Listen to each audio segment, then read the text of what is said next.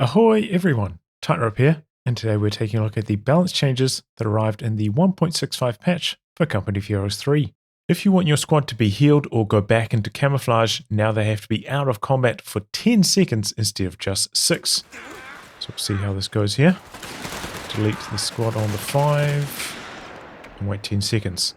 So yeah, this is a nerf to camouflage units, to forward healing, and to out of combat like auto heal abilities such as on the Falchion Pios, Commandos, stuff like that. So yeah, that seems to be working correctly. 10-second delay before they can re-camouflage or get healed. Also in the preview patch notes they mentioned that the entire squad has to be out of combat for the healing to happen. So we're setting up a scenario here. Got a Falchion Pio, 3 models behind the building. Hopefully they won't get shot at. This one out. And this healing should stop when they get shot at by these artillery observers. That's us, boys. Get your gear ready.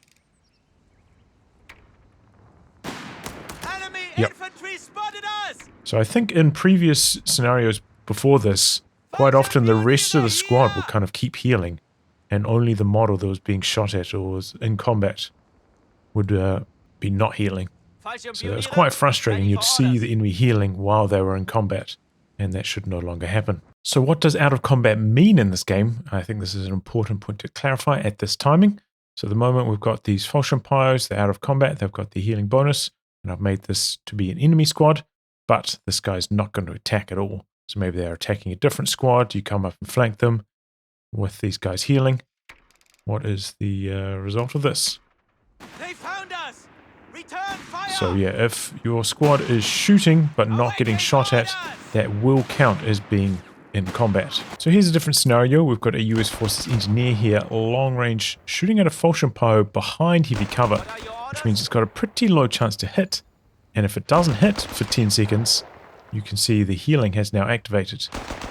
So just being shot at isn't enough to cancel these out of combat bonuses or camouflage or whatever. You actually have to land damage on the unit for this stuff to be cancelled. So I could imagine scenarios where that could be a little bit frustrating. You know, you see a sniper or something, you start shooting at it, but miss your shots and it manages to go into camouflage and then gets away. But that's how the out of combat system works. Has to take damage. Being shot at alone isn't enough. The smoke bombing run that's available for the Wehrmacht Breakthrough Battlegroup and for the US Forces Airborne one, that's had a projectile speed increase from 0 to 15. So I believe this is how fast these smoke shells will land after being launched from the plane. We'll see if we can notice the difference here. Yeah, they're falling faster now. So a little bit less delay before the smoke will hit and have impact after you bring this in. So it makes this a bit more useful. They also said they standardized the cooldown to 60 seconds. I don't know what it was before. Howitzer emplacements like the Obice, the M2A1 and the BL 5.5 for the Brits are getting 120 more health. Developers say that they were too vulnerable to barrages from on-map artillery. So we'll see how this goes here. We've got the Nebelwerfer close to max range. See how the BL does now. LEIG as well. It's such a long range thing, the LEIG. 160-ish range on this barrage. See how well they do. It's surviving. Because it's pretty common in team games, especially to get like 2 LEIGs or 2 Nebels.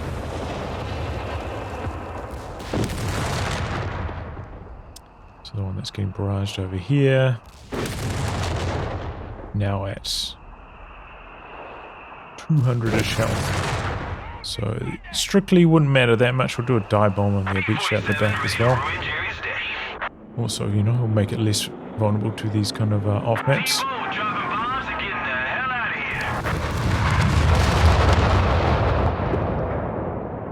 That is a weird amount of damage. Does it have a nerf against emplacements? I thought this did 420 damage.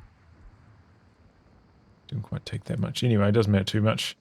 So yeah, might survive like a double LEIG barrage now on your howitzer. As you can see here, it's just above half health after a barrage at close to max range.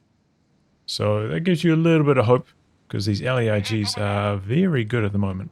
For the US Forces Mechanized Support Center, the Rearm and Retrofit upgrade has had a cost reduction by 25 manpower and 10 fuel.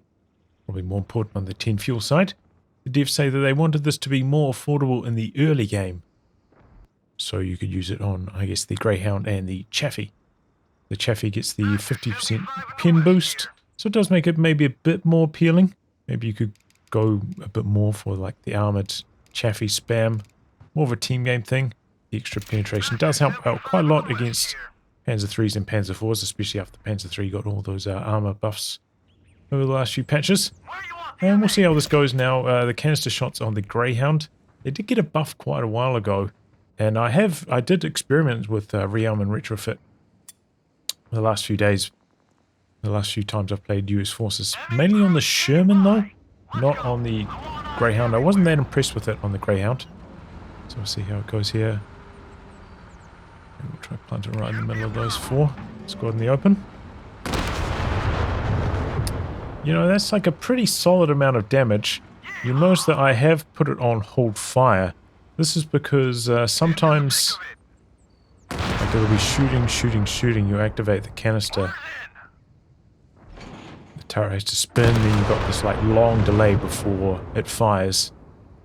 So yeah, when you're using canister, make sure put it on hold fire, then use the canister. Otherwise, it's delayed by your turret facing the wrong direction and by just the reload timer. One important thing to note about the canister shot is that it does have its damage decreased against light cover, most other explosives don't, and then decreased even further against heavy cover. 75% penalty against heavy cover, 50% penalty against light cover. So these guys are more clumped up. It doesn't matter because this has a 4 model damage cap. You can see that did significantly less damage than it did against the squad out in the open. So yeah, this... It's marginal. It's okay. It's just a little bit hard to use, I think, the canister. Also got the smoke shell, which is free on the Greyhound. But I don't know if it's worth going for Rearm and Retrofit just to get this smoke shell. In the Infantry Support Center, the survival training upgrade has had a cost reduction by 10 fuel, which I think is probably fair enough because between these two upgrades, everybody always go advanced logistics first, and pretty rare to see survival training used. So this maybe gives you a slight incentive to go for this instead. The US Forces engineers have received quite a few buffs here. First off, a manpower cost reduction by 20, but this does not apply to assault engineers. They've also had a reinforced time reduction, equalizing now to the assault engineer reinforced time.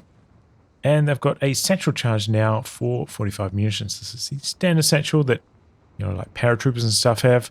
So it does 600 damage. I did one on this tank earlier. 600 damage if it lands directly. And obviously very good against garrisons. Because even if you just like graze a garrison up against Vet 3 Stormtrooper, for example, which have 135 health, you're going to kill every model because of the far AoE damage. So very effective against squads inside buildings. The satchel charge, maybe one less reason to go for the flamethrower now on engineers as well. Also, since US Forces generally has kind of lackluster indirect fire without going for a battle group, maybe this can help them against things like bunkers. The satchel charges now on a much more available squad like the engineers. Maybe you could do like mass smokes and then mass satchel charges. Here we are up against a bulwark bunker. I think this leaves it with 2 shots to kill from a tank. So maybe you could like get a little bit of mortar fire on it, combine up with satchel, combine up with some smoke to get in close, help you knock out bunkers more effectively.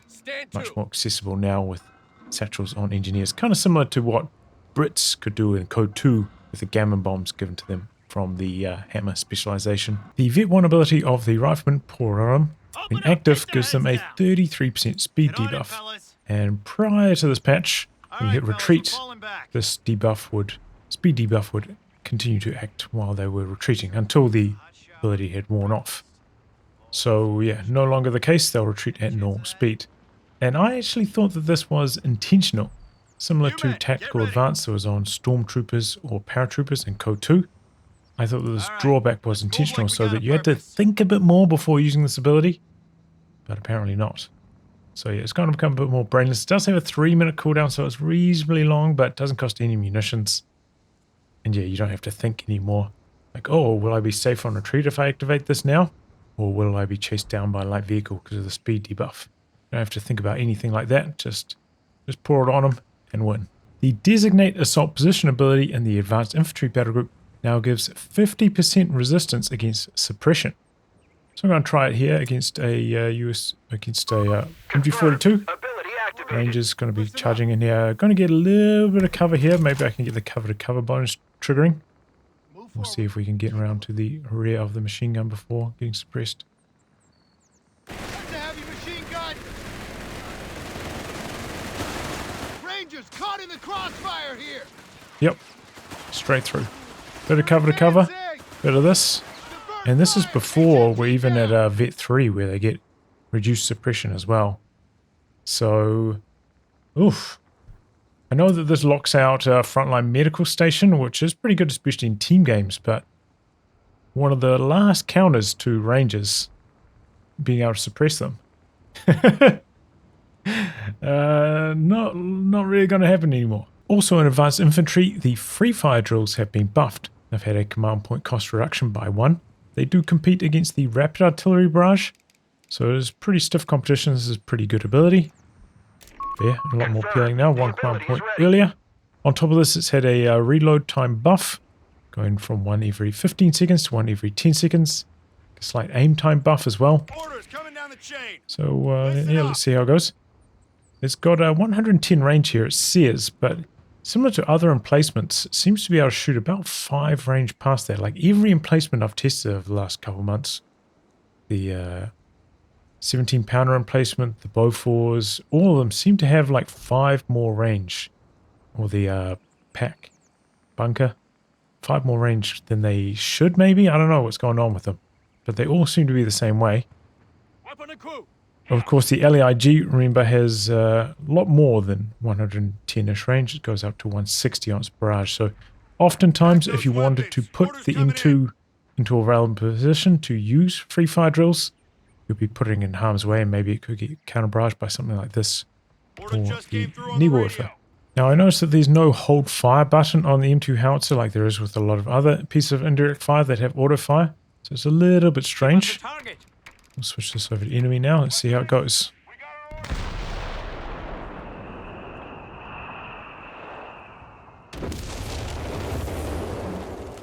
What?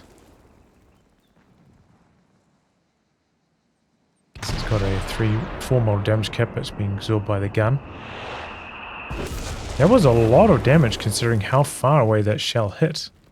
I was quite impressed by that. After seeing the AoE of that first shot, I was a little bit confused. I had a look in the mod tools. There's so many listings for the 105 Howitzer. I wasn't sure exactly what weapon does what.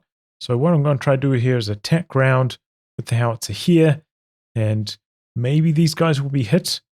I believe it might have a fire area of 12 on these shells in free fire.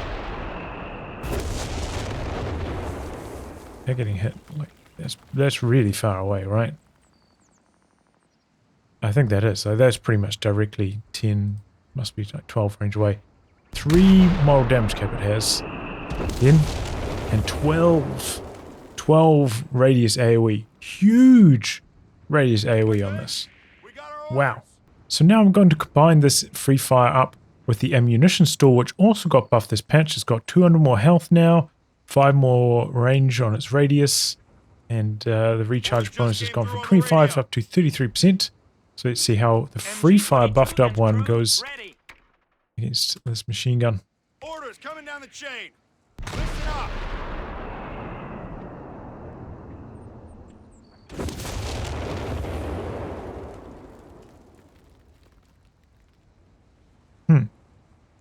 Does that not buff free fire at all? That was on the 17.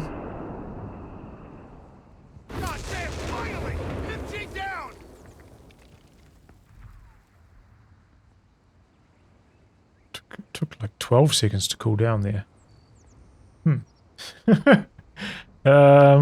Is that not working correctly with the ammunition store? with the free fire. I thought that would work. And the final thing for advanced infantry, the Infantry Assault, has come down in command point cost by 1. It's also come down in munitions cost by 20. So I thought this ability was already kind of decent. Maybe it had fallen off in popularity because of how good the Tiger has been recently, and it just like blasts through these kind of units. So now there's going to be quite a lot of competition for your munitions. It's going to be hard to decide what you spend it on, whether it's range of weapon drops, this freshly buffed ability, this one, rapid artillery barrage. It's going to be tough. There's going to be a lot of competition for your munitions here. The marked vehicle ability, which is in the Special Operations battle group, has been buffed. It lasts for 10 seconds longer, and the plane that provides the debuff has twice as much health now, so it'll take a lot longer to shoot down with anti-air. We've got a whirlwind back here. See how long it goes for. It's active now, pretty much on the 350 mark.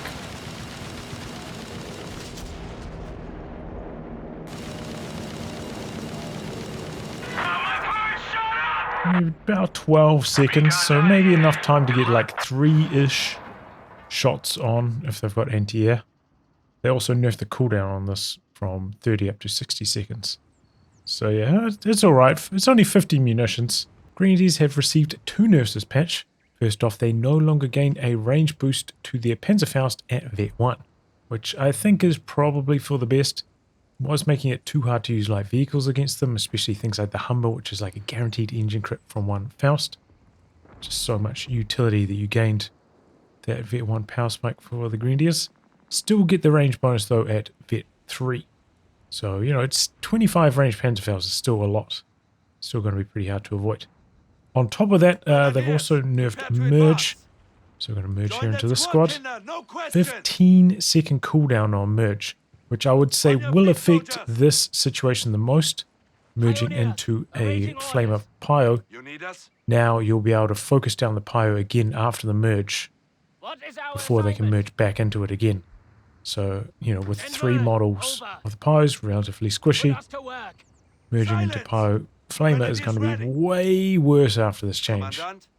But then on top of that, it was also pretty common to send a Grenadier around with an elite squad, a Panzergren, Stoßtrooper, or even Panzerjägers. And you're going to have to time your merge until the squad gets a bit lower, then merge in, because you're probably only going to get like 1 merge per engagement after this change. It will also affect you if you're trying to merge into your units in base. You know, if you've got like 3 or 4 squads retreated back at your base, you want to like merge into them to try and save manpower. This is going to slow things down a lot. So yeah, I'm not so sure about this one. Like, maybe they can make it 10 seconds instead of 15. And maybe like in your base sector, there's like no cooldown on this. That would be nice. The bundle grenade of the Panzergrenadier has been nerfed. The mid-range damage going down from 0.625 to 0.5. Still overall a buff though, to where it was pre 1.60, which was 0.4. So it's gone essentially from 0.4 to 0.5 over the course of these few patches. We'll see how it goes now against a clumped up rifleman here. Doesn't quite kill the whole squad anymore towards the edges. They'll do one against the squad out in the open, see how that goes.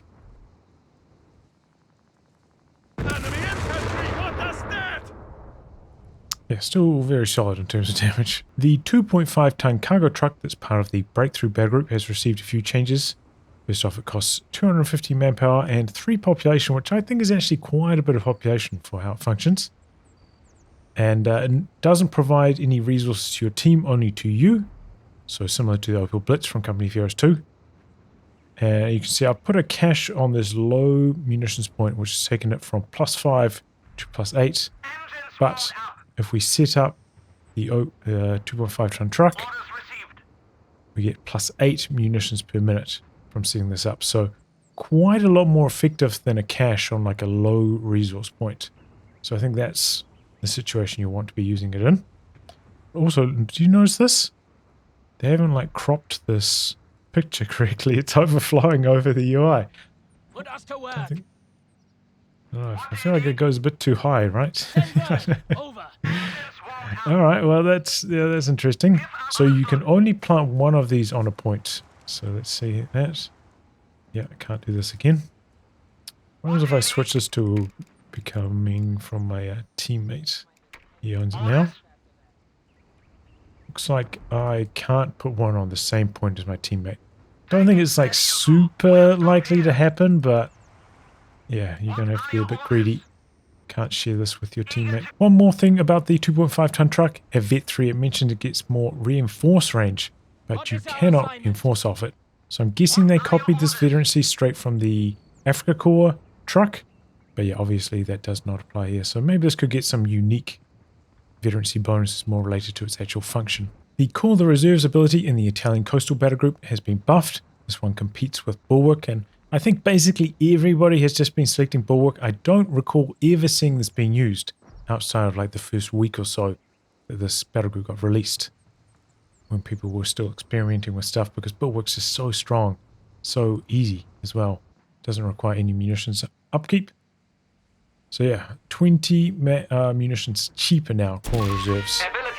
So it's like a decent ability if you've got the bunker set up for it, which can be challenging sometimes. The cost of the Stuart side tech has been decreased by 5 fuel, and this doesn't sound like a lot, but I think this is actually going to be reasonably impactful, because before this change, the Stuart often felt like it was coming in just a little bit too late with its current performance level.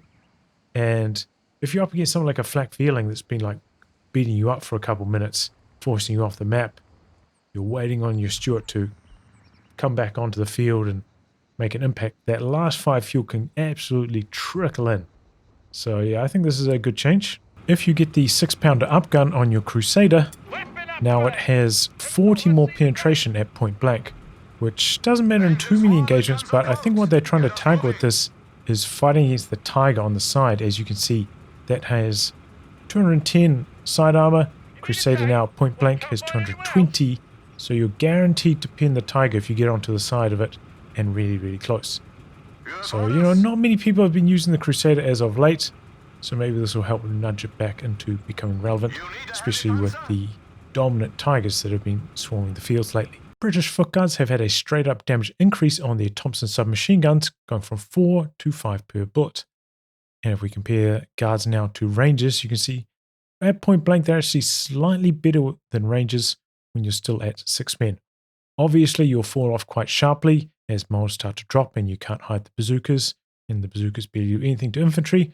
But yeah, that's some pretty impressive performance when they're still at full strength. Here we have an engagement from before the patch, Panzer Grenadiers against Footguards starting at point blank. The Footguards won 7 out of the 9 engagements, and they generally had half to 2/3 of their health remaining.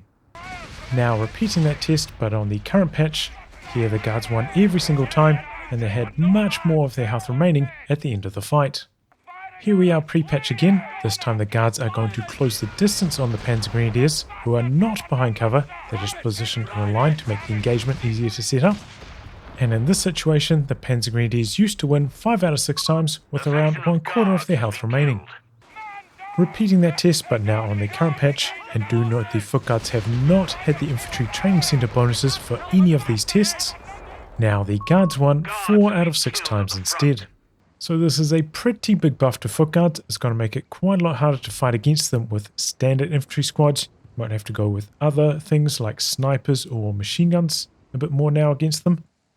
I think I could be okay with this change if they nerfed staggered shot at the same time. Like this stun ability that they get at Vet 1 is so good. I know it's reasonably expensive, but quite often it results in a tank kill. And I don't know, I think, you know, trading a little bit of anti-vehicle for a little bit of anti-infantry maybe would have been a fair trade, but they're making our way like bandits. And especially Footguards, when combined with these assault flares, Frontline sectors will be illuminated they are actually pretty good. So something to look out for in the future. The side tech to unlock the Grant has been nerfed, going up to 50 fuel from 35. The devs say they want to keep the Grant as a late game powerhouse, but they think it comes too early. So, okay, that's fair enough. And nowadays, I think how you should approach it is maybe after you're getting your company command post up, you go for like a stopgap tank, something like the Crusader or the Matilda. Then you go for the Grant side tech. Then you trade that in, go for the Grant. Because especially if you go for the Crusader, that's 20 fuel cheaper than the Grant, plus 50 fuel, that's 70 fuel total. Faster you can get the Crusader out than the Grant. and then you can just withdraw and refit it. So yeah, it can help you with that stall up towards the ground. The CMP supply run truck that's part of the Australian Defence Battle Group has received 2 buffs here. It's had a cost reduction by 25 manpower, and also the truck on the return leg of the journey is now moving fast. It's got a 57% speed boost instead of a 67% speed penalty, rather. Not boost, speed penalty on the return home.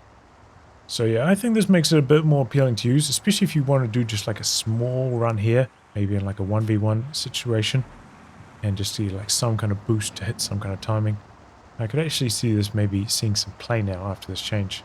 They finally fixed the amount of experience you get from infantry training. It's back to 800 as it should be from 1200, so no more instant Vet 1 on your elites like we've been seeing for the last couple patches. 2 changes to the Indian Artillery Battle Group. Valor has been increased in cost from 1 to 2 command points, and Warcry has come down in command point cost from 2 to 1. On top of this, Warcry is now cheaper in terms of munitions. So I would say that probably like 99% of the time people would select Valor and go for Gurkhas just because they'll get you Gurkhas the fastest.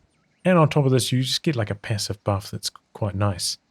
So now you're going to have to consider things. Do you want to rush Gurkhas out as fast as possible? Or do you want that passive buff for the rest of the game? But yeah, we'll probably see a lot more activations of Warcry after this. I can't remember the last time I saw anybody even use this. So looking forward to that. The Goliath has received a buff. You can get this from the Funk Panzerwagen, part of the Battlefield Espionage Battle Group. It's had a rotation rate buff. Have a look at that here. It's pretty zippy. I will say in this game, Goliath is much harder to hear. Like in Code 2, your enemy could hear it from across the other side of the map. Very, very quiet in this game. So that's a bit of troubling. Also, I had a look at the durability of it as well. Exactly the same in both games. 120 health, 3 target size. But it felt like maybe it's a little bit hard to kill in Company of Heroes 3. So just going to charge it out in the open up against a rifle squad here. One of our units has been slain. You can see it can just reach a rifle squad, just charging across open ground. Full rifle squad. Can't shoot it in time to not take any damage. Here we are with the engineer. They've got a sweeper out because that gives them extra detection range, 25 range, which is pretty much from here to this crater. So they should detect it before it gets out of cover. Let's see if they can stop it.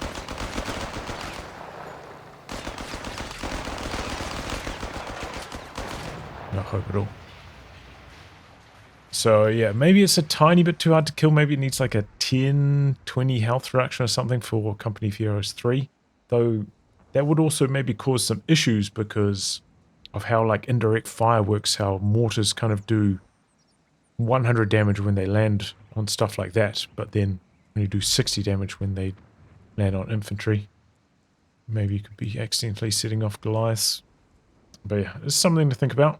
One thing that I noticed when I was looking back at that Goliath footage was the presence of the cover shield icon on these units. So I was curious, like, do they benefit from the cover bonuses?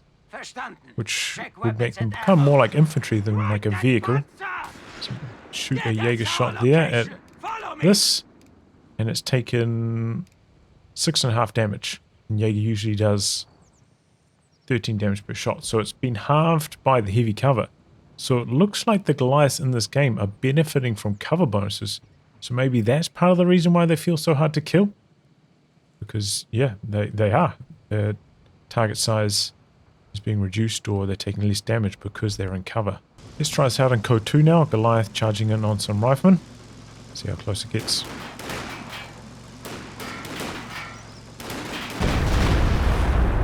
Pretty similar, actually. Didn't manage to do any damage, but did get pretty close. Now against a Royal Engineer. Sweeper. Detected.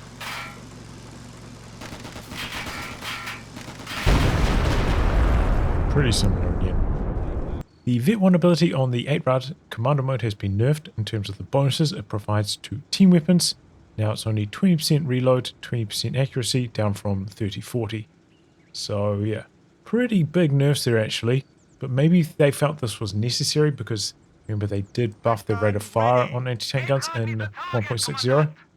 But, you know, this was kind of like a fun thing to do and to look for. Maybe you would even like rebuild an 8-Vart in the late game if you've gone for like mechanized as Wehrmacht or Africa Corps if you're more of a team weapon reliant player. It's not like the vision it provides is like that crazy.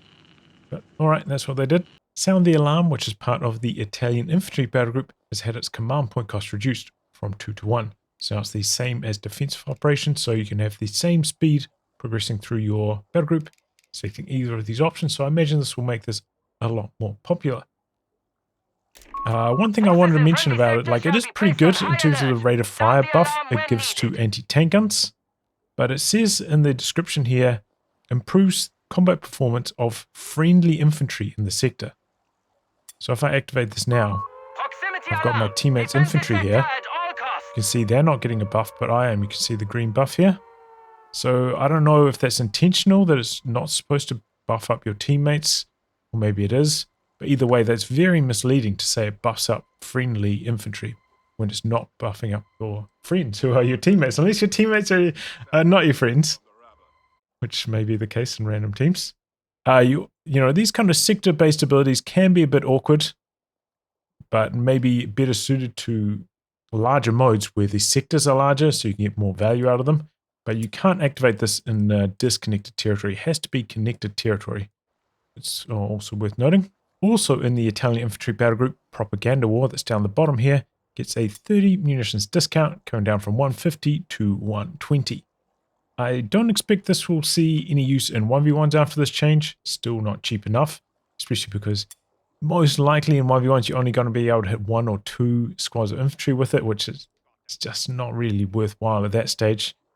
Could maybe get some damage, force retreats, instead of just forcing retreats. But in team games, where you can hit maybe somebody's entire blob with this, provides a lot more value, especially in those like VP wars. If you're trying to fight over like the central VP, a whole bunch of squads there, the continuous suppression and eventual like force retreats are a lot better, especially when you take into account the maybe further retreat paths that happen in team games if they don't have a forward retreat point compared to 1v1s. Gives a lot more value to this ability. And now going over a few of the bigger bug fixes. They fixed the Captain's Mark target ability, so now you can use it on the same target more than once, so that's good. Also the incendiary munitions now provide the damage bonus to Panzer Grenadier anti-tank grenadiers like they should have all along, and that actually makes them like really, really good. So watch out for those Panzer Grenadiers once they get the Vet 2 damage bonus as well. With the incendiary munitions, they're going to be quite scary now. Flamethrowers will no longer receive a high rate of fire if their target dies during a burst. Yeah, I did notice that when they'd kind of be like mid-burst, the model died, they'd be able to shoot another burst straight away. Seem to be boosting up their DPS a bit. They fixed a problem with Australian light infantry where the sharpshooter ability would fail to target soldiers when used against machine guns or mortars. Here, it seemed to be maybe shooting at the weapon rather than the soldiers, so you waste your damage when using that against those team weapons. That was actually a bug that I reported on day 1 or day 2 this came out, so it's good that's been fixed. Another big one here for the Brits, the infantry section's observer artillery barrage would like cancel your squad's orders shortly after activating it. So it was very, very frustrating for people. You'd have a lot of orders going on, your squad's doing stuff around the map, and they'd all stop in their tracks. So that's a really big one that I fixed. Fixed an issue where reinforcing squads with their minesweeper toggled on would not reapply the mine detection capability. This was a huge issue.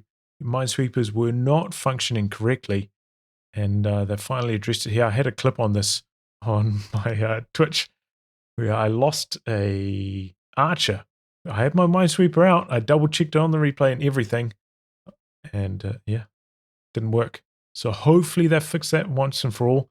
There's still some issues as well where sometimes, and I didn't mention they fixed it here, hopefully they have, where it looked like you had your minesweeper out and you didn't.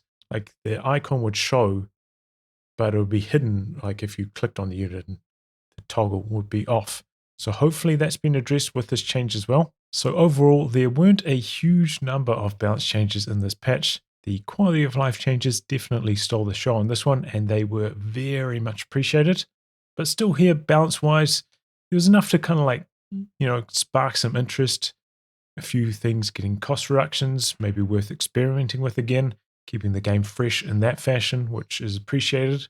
I wouldn't expect any like massive meta shifts from any of these changes, but still like some nice tweaks here and there, keeping the game fresh and, a reasonable cadence to the patches that we've been seeing as of late. So yeah, you never have to wait too long before some changes arrive. If you appreciate my coverage, I would appreciate you coming on board as a Patreon backer.